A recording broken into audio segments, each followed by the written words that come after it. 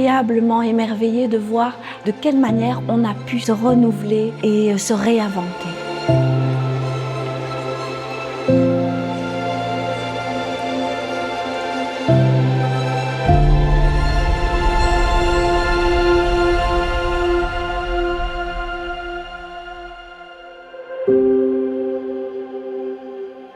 À la suite des inondations, c'est vrai qu'on a vécu une situation qui était dramatique. Mais ce qui est incroyable, c'est que humainement, il y a eu quelque chose qui s'est passé, qui est que moi je qualifierais comme une expérience humaine, une des plus incroyables de ma vie. Au moment où on croit qu'on a touché le fond, comme les pêcheurs de perles, on tape du talon et on remonte à la surface, quoi. Et c'est vraiment cette énergie-là qu'on sent après. Voilà. L'élan de solidarité incroyable qu'il y a eu, que ce soit avec des habitants de la commune, mais même de partout en Belgique qui sont venus ici pour aider humainement, ça nous a quand même aussi fortement rassemblés. Et donc ça nous a tous rendus plus forts, plus solidaires d'avoir vécu ça tous ensemble.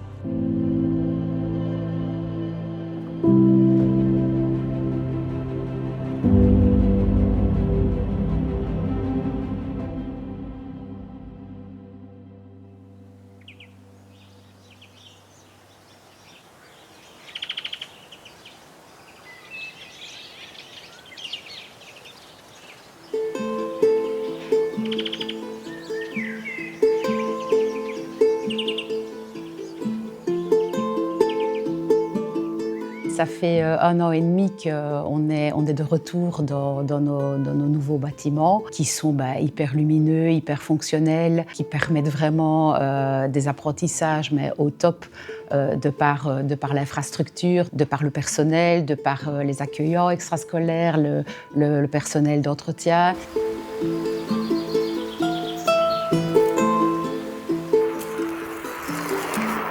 Je travaille ici dans la galerie du livre et de l'étrange théâtre depuis 2020. C'était le projet initial, avant même les inondations, c'était de créer un espace pluridisciplinaire dans lequel les gens de la vallée pourraient se retrouver autour des créations artistiques diverses et variées, avec une dynamique qui soit aussi liée au plaisir qu'ont les gens à se rencontrer en toute convivialité autour de l'art. Au moment des inondations, les solidarités se créent.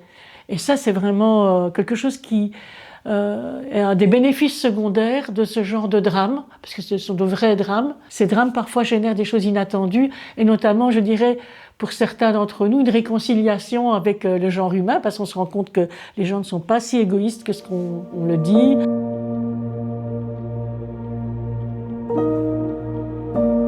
Ce bâtiment, donc, il m'est cher. C'est un café traditionnel, un café de quartier. C'est un endroit que je connais bien. Un endroit où j'ai vécu donc jusqu'à mes 14 ans. On voit qu'il y a énormément de gens, énormément de touristes qui viennent pour se reposer, marcher, rouler à vélo, avoir un endroit calme. Donc on a voulu investir sur ce coin, c'est pour ça qu'on l'a appelé le coin bistrot, pour avoir un petit endroit où on peut venir prendre l'apéro, manger un petit bout. Il y a source dans Chaudfontaine et il y a vraiment ce côté très famille, tout le monde se connaît, tout le monde se dit bonjour, et je pense que les gens qui viennent marcher ici retrouvent aussi ce côté très familial. Moi, je ne suis pas née ici, je n'ai pas grandi ici, mais je me sens Calédie-Fontaine maintenant, et ça fait que 2 ans que je suis là. Il y a tous ces projets, ces choses qui appartenaient à ce Chaudfontaine, cette vallée de Chaudfontaine, qui ont été détruites par les inondations. Ce qu'il va y avoir, c'est cet avenir qui est beau. On a envie d'y participer et que ça continue.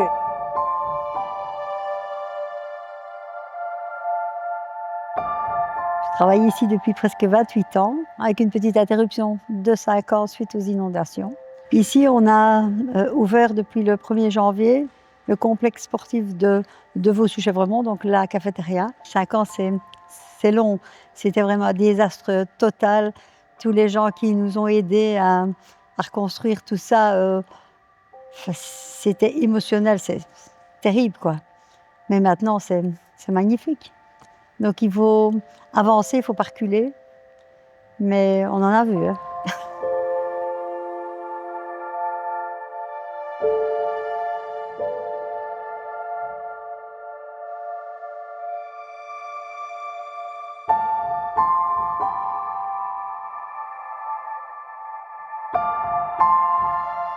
Ce qui nous motive, c'est notre histoire. En fait, l'histoire du site de Chaudfontaine est intimement liée avec la ville ou le village de Chaudfontaine, la commune. 99% des gens qui travaillent ici sont de la région et donc c'est tout à fait normal. On ne se pose pas la question de savoir si on continue à Chaudfontaine ou pas. C'est une expérience qui change tout le monde. Tous ceux qui ont vécu ça sont d'une façon ou d'une autre changés. On était 2-3 personnes à vite s'être rendu compte en fait qu'on n'avait pas le choix, qu'il fallait pas trop réfléchir et qu'il fallait juste remettre les gens au travail le plus vite possible. Alors ça passait par la sécurisation du site. Il faut savoir qu'il y avait des produits chimiques qui avaient été emmenés par le courant qui venait d'usines qui étaient à 30 km. On est d'abord passé dans une période de sprint comme je le disais et puis c'est devenu un marathon et ça a pris presque 3 ans pour reconstruire complètement le site. Donc moi, ce que j'en retiens, c'est l'expérience humaine et le fait que les êtres humains, quand ils s'entraident, ils sont très très résilients et qu'on peut supporter beaucoup de choses ensemble.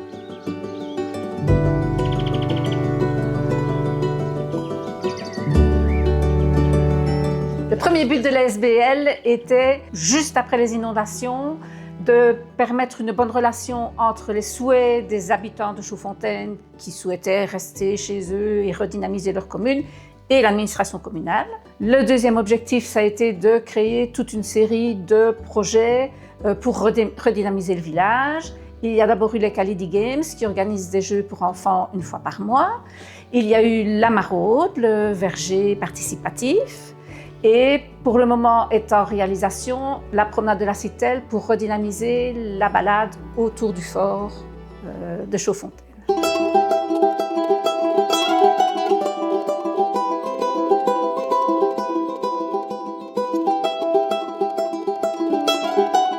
Ces inondations ont ça de bien, que nous allons avoir une vallée qui va être avec des tas de bâtiments qui auront été rénovés, voire reconstruits. Et ça, c'est fantastique parce que ça implique beaucoup de bâtiments dans la vallée.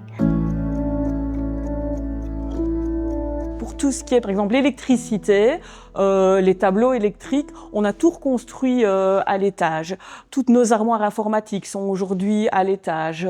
Du côté du Deleuze, par exemple, tous nos frigos, tous les moteurs de nos chambres froides sont également en hauteur. Donc on a pris des sécurités de ce côté-là. Et si on devait un jour, malheureusement, j'espère que ça n'arrivera jamais, mais réannoncer une catastrophe, il y a possibilité rapidement de monter également la majorité du stock à l'étage. Si on arrive en 2020, on fait des tas de travaux dans la maison, puis on se retrouve en 2021 à devoir tout reconstruire. Donc c'est pas si facile. Ce qui a changé aussi, c'est que c'est plus beau qu'avant. On a pu le faire plus en adéquation avec ce que nous voulions. Avant, il y avait un faux plafond tout du long, où l'espace était beaucoup plus bas. Maintenant, on a retrouvé de la hauteur, simplement en arrachant le plafond qui était de toute façon tout à fait humide. Et on s'est dit, ce qu'il y a en dessous, ça fait atelier, c'est pas plus mal. C'était un bâtiment que je connaissais déjà, comme beaucoup. J'étais déjà venu manger une pizza ici dans l'ancien restaurant. Je me suis dit que c'était une belle opportunité de pouvoir disposer d'un gîte de grande capacité, ce qui est assez rare sur la province. En ayant visité le bâtiment la première fois, si même ça faisait relativement peur de voir l'état global du bâtiment, il y a une partie qui était totalement dans son jus, non pas tellement en des inondations, mais c'est un bâtiment qui, à mon avis, n'a jamais été rénové depuis de nombreuses années. Ça a été un chantier de pas loin de 2 ans, le temps de monter le projet, de pouvoir le défendre aussi à la commune, de trouver les corps de métier, trouver les bonnes personnes pour pouvoir vraiment mener ce chantier-là au bout. Et donc en réinvestissant, on a pu investir dans de nouvelles technologies aussi pour améliorer nos performances, pour améliorer aussi notre point de vue de la durabilité. Et on a pu aussi refaire une nouvelle image de notre site en réaménageant complètement notre rez-de-chaussée pour lui donner une nouvelle fraîcheur pour les futures années à venir. Quand je suis rentrée dedans la première fois, c'était... oui, il y avait eu les inondations, mais le haut, c'était une catastrophe. On a tout arraché, on a gardé forcément les magnifiques planchers parce que c'était une maison de 1930 ici. Et en 1930, ça s'appelait l'Hôtel de la Colombe. Donc c'est vraiment une magnifique bâtisse, quoi. Et on a voulu vraiment garder les parquets, son cachet, oui, exactement. Il n'y avait plus rien. Les murs étaient à blanc, le bar n'existait même plus. Donc c'était vraiment tiens, voilà, c'est une nouvelle page et fais ce que tu as envie. Parce que si le bar avait toujours été là, est-ce qu'on l'aurait fait comme ça? Est-ce qu'on aurait retransformé tout comme on l'a transformé maintenant? Je ne sais pas. Tout le passé est parti, quoi. Et donc, on a refait ça, mais à notre manière. À notre manière, oui. Maintenant, on va tout faire en sorte que les choses se passent bien et le plus positivement possible. C'est un peu comme les gens qui ont vécu de graves maladies, qui retrouvent un sens à leur vie en se disant chaque moment qu'on vit est vraiment important. Et je pense qu'il y a quelque chose qui relève de cette dynamique-là. Genre d'urgence à créer. Nous, en 2022, on a réouvert la galerie qui n'était pas en ordre, mais on avait envie quand même de créer des événements qui sont en adéquation avec ça, parce que c'était important de sentir que la vie est toujours là.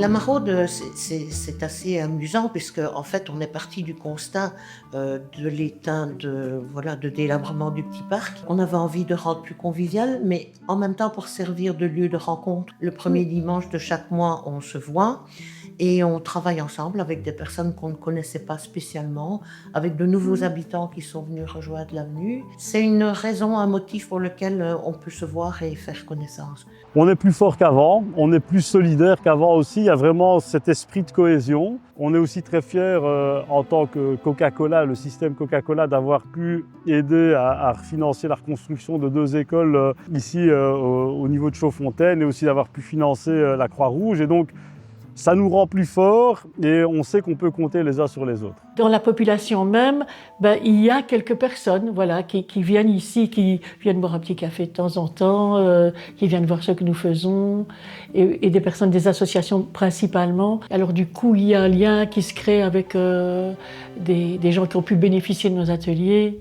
et qui viennent plus facilement pousser la porte ici. Nous avons réouvert très vite. Honnêtement, j'estime que nous n'avons aucun mérite. Nous, c'est un outil et ça nous a permis évidemment de rebondir beaucoup plus rapidement. Et donc, je pense que mi-novembre, on réouvrait déjà le Deleuze. Et puis très rapidement, le magasin de vélo a suivi. En tout cas, on a rapidement ramené du dynamisme et on a peut-être rapidement aidé la région à croire qu'ici tout n'était pas mort et qu'on pouvait, que la vallée allait revivre et que ce serait bientôt un très mauvais souvenir.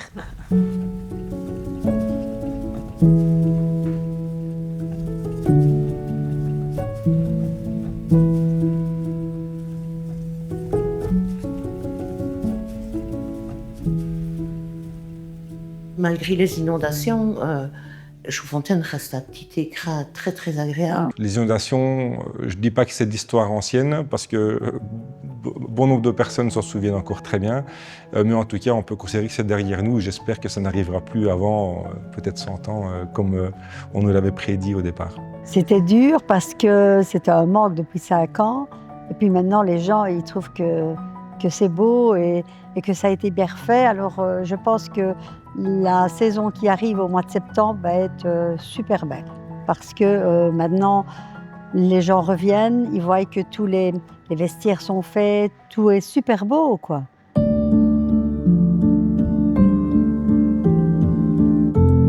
C'est génial, je travaille avec des gens qui sont top, qui adorent ce qu'ils font. On a des parents vraiment exceptionnels qui amènent leurs enfants en toute confiance, qui nous font confiance.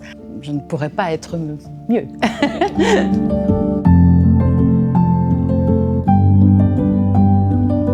Les inondations nous ont apporté quelque chose dans notre investissement vis-à-vis du village. Je pense que le village va partir vers un mieux. Il y a eu toutes les initiatives personnelles ou d'associations. On a un bel avenir devant nous, Chaudfontaine a un bel avenir, les commerçants ont un bel avenir.